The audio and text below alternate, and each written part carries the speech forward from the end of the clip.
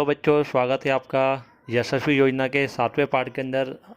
एक बार फिर आपके लिए लेकर आए हैं कुछ नया कंटेंट, कुछ नया मटेरियल। आज हम पढ़ने वाले हैं साइंस सब्जेक्ट के बारे में।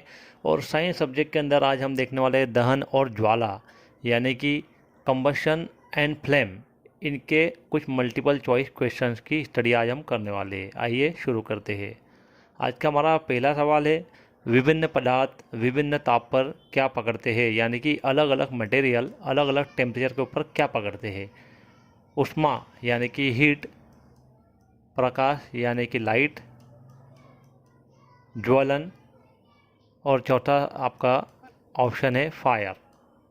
तो अलग अलग मटेरियल अलग अलग टेम्परेचर के ऊपर आग पकड़ते हैं, यानी कि फायर, वो जल जाते हैं अलग अलग टेम्परेचर के ऊपर। आपका सही जवाब है आग, यानी कि फायर।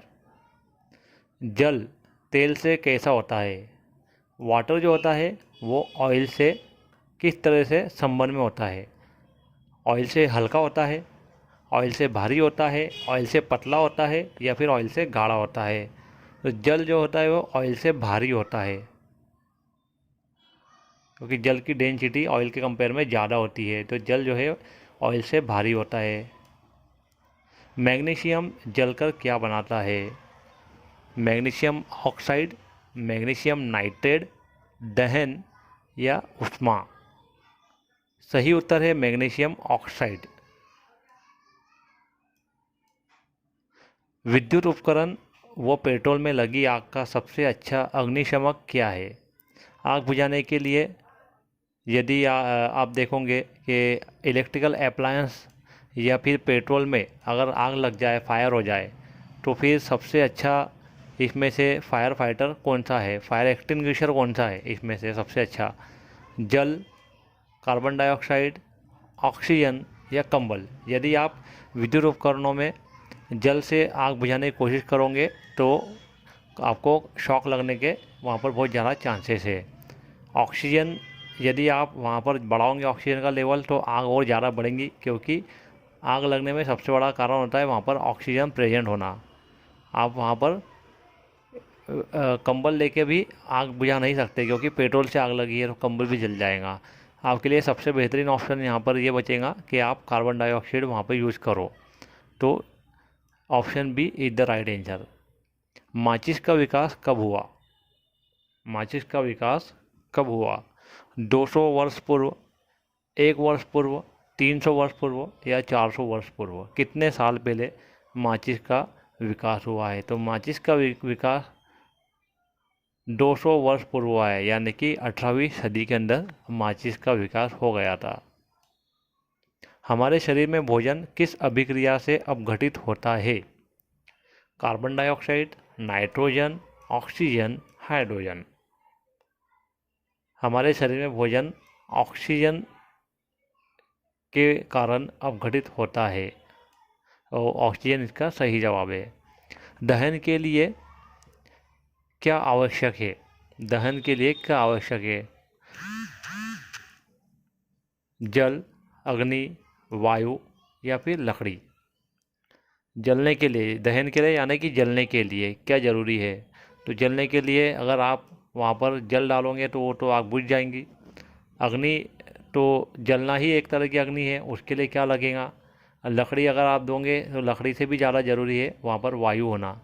अगर वहाँ पर ऑक्सीजन लेवल है तो वहाँ पर दहन की प्रक्रिया जो है पूरी तरह से हो जाएगी।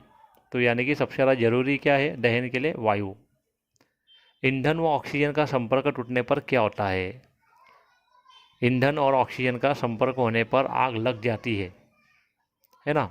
तो ईंधन और ऑक्सीजन का संपर्क टूटने पर क्या होगा? आग बढ़ेंगी? बिल्कुल नहीं। आग बुझेंगी? हो सकता है ये सही उत्तर हो।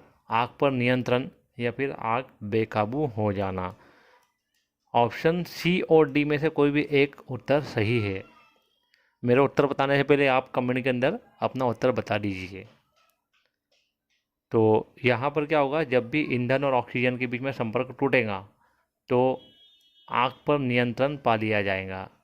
और इसका सबसे बड़ा एग्जाम्पल जो होता है हमारे घरों के अंदर जो रसोई गैस होता है, इसके अंदर यदि आप बर्नर के ऊपर कुछ रख के कुछ बना रहे हो और यदि आपको इसके अंदर फ्लेम बंद करना है, आग को बंद करना है, आग को बुझाना है, तो आप क्या करते हो, यहाँ पर एक नॉब लगा रहता है, उसको आप घुमा देते हैं, एक तरह से घुमा देते हैं। जैसे ही आप उसको घुमाओगे तो इसका ऑक्सीजन से संपर्क टूट जाएगा ईंधन का, और यहाँ पर आग पर कंट्रोल पा लिया जाएगा। तो ऑप्शन सी इसका सही उत्तर है।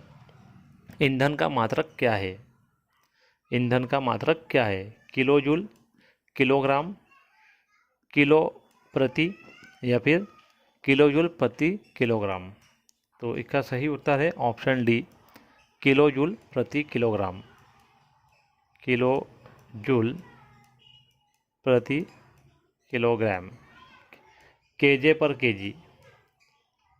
माचिस की तीली को किस सतह से रगड़ा जाता है? आपने देखा होगा, आपने यूज भी किया होगा कि माचिस की तीली जो होती है उसमें इस तरह का उसकी बनावट होती है, आगे इस तरह से बारूद वगैरह लगाया रहता है और एक लकड़ी की काढ़ी होती है। तो इसको किससे रगड़ा जाता है? ऑप्शन है समतल से, यानी कि प्लेन सरफेस से, खुरदरी सरफेस से, असमतल सरफेस से, या उभरी हुई सरफेस से। तो माचिस की तीली को यदि आप खुरदरी सरफेस से रगड़ते हो तो वो जल जाती है। तो option B is the right answer. Fire brigade का फ़ोन नंबर क्या है? फायर ब्रिगेड का फ़ोन नंबर क्या होता है? 100, 102, 101, 103। आप जानते होंगे 100 नंबर जो होता है वो पुलिस का होता है, 102 जो होता है वो एम्बुलेंस का होता है, और 101 नंबर जो होता है वो फायर ब्रिगेड का होता है। तो फायर ब्रिगेड का नंबर जो होता है वो 101 होता है।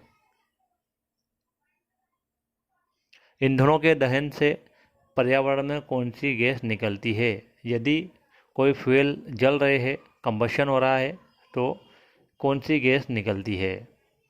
कार्बन डाइऑक्साइड, कार्बन मोनोऑक्साइड, विषैली गैस यानी जहरीली गैस, या फिर नाइट्रोजन।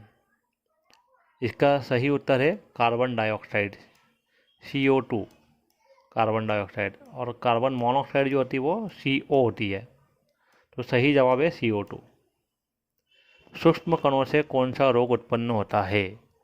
बारीक बारीक कहीं पर कण है, जैसे कि कॉटन फैक्ट्री है, या फिर आप बोलोगे उसको पटाखे वगैरह जो जलते हैं उनसे जो धुआं उत्पन्न होता है उसमें सूक्ष्म कण होते हैं, धूल मिट्टी के कण होते हैं। तो इससे कौन सा रोग उत्पन्न होता है? दमा, खांसी, जुकाम, या बुखार। तो इसका सही जवाब है दमा, जिसको अस्थमा भी बोला जाता है। तो दमे का रोग हो जाता है, सांस फूलने वाला रोग। जल क्या है? अग्निनाशक, अग्निशामक, अग्निशमन, अग्निगमन। जल क्या है? अग्निनाशक, अग्निशामक, अग्निशमन, अग्निगमन। तो इसका सही उत्तर है अग्निशामक। अगला सवाल है आपका, दबाव के साथ जल फेंककर आग कौन बुझाता है? आदमी, गांव वाले, अन्य लोग, या फायरमैन। तो स्पष्ट रूप से इसका उत्तर आएगा फायरमैन। फायरमैन आग बुझाने के लिए हाई प्रेशर के साथ वाटर को स्प्रे करता है जहाँ पर आग लगी हो उधर। बाकी जितने भी लोग हैं, कोई सिंगल आदमी हो या गांव वाले हो या अन्य लोग हो, ये आग बुझाने के लिए पानी तो फेंकेंगे, जल तो फेंकेंगे, लेकिन इनका प्रेशर कम रहेगा एज़ कम्पेयर टू फायरमैन। बंद कमरे में क्या जलना खतरनाक होता है? मोमबत्ती, दिया, कोयला, या लकड़ी। बंद कमरे में क्या जलना खतरनाक होता है? तो बंद करने में कोयला जलना सबसे ज़्यादा खतरनाक होता है दिए गए ऑप्शंस में से। मोमबत्ती अगर जलेंगी तो वो इतना धुआं नहीं बनाएंगी, दिया भी इतना धुआं नहीं बनाएगा, लकड़ी भी नहीं बनाएगी, लेकिन कोयला जो होता है वो बहुत ज़्यादा कार्बन डाइऑक्साइड प्रोड्यूस करता है जब वो जलता है। तो इसके लिए कोयला का जलना बंद कमरे में सबसे ज़्यादा खतरनाक होता है। बंद कमरे में सो रहे व्यक्तियों की मृत्यु किस गैस से होती है? बंद कमरे में सो रहे व्यक्तियों की मृत्यु किस गैस से होती है? तो बंद कमरे में सो रहे व्यक्तियों की मृत्यु जो है कार्बन डाइऑक्साइड, कार्बन मोनोऑक्साइड, इन दोनों का लेवल बढ़ने से होती है, लेकिन विशेष तौर पर कार्बन मोनोऑक्साइड का लेवल बंद कमरे में बहुत ज़्यादा बढ़ जाता है। इसके लिए वहाँ सो रहे व्यक्तियों की मृत्यु CO गैस यानी कि कार्बन मोनोऑक्साइड के बढ़ने से होती है। घरों, दुकानों व कारखानों में आग लगने पर किसे बुलाया जाता है? अग्निशमन सेवा यानी कि फायर फाइटर, पड़ोसियों को, रिश्तेदारों को या उपरोक्त सभी को। तो यहाँ का सही उत्तर आएगा अग्निशमन सेवा यानी फायर फाइटर को, यानी कि फायर ब्रिगेड को आपको बुलाना है। उसके बाद आप जितने भी प्रोटेक्शन ले सकते हैं वो आपको लेना है और आग का जो दुष्परिणाम है उससे आप बच सकते हो। तो अग्निशमन सेवा यानी कि फायर ब्रिगेड, फायर फाइटर्स को आपको बुलाना है। तो आज की वीडियो में फ़िलहाल इतना ही। हम उम्मीद करते हैं कि ये वीडियो आपको पसंद आएगा और आप अपनी स्टडी कर सकते हो उस वीडियो के माध्यम से। यदि वीडियो पसंद आया है तो इसे लाइक करें, शेयर करें और हमारे चैनल को सब्सक्राइब करना ना भूलें। Thank you.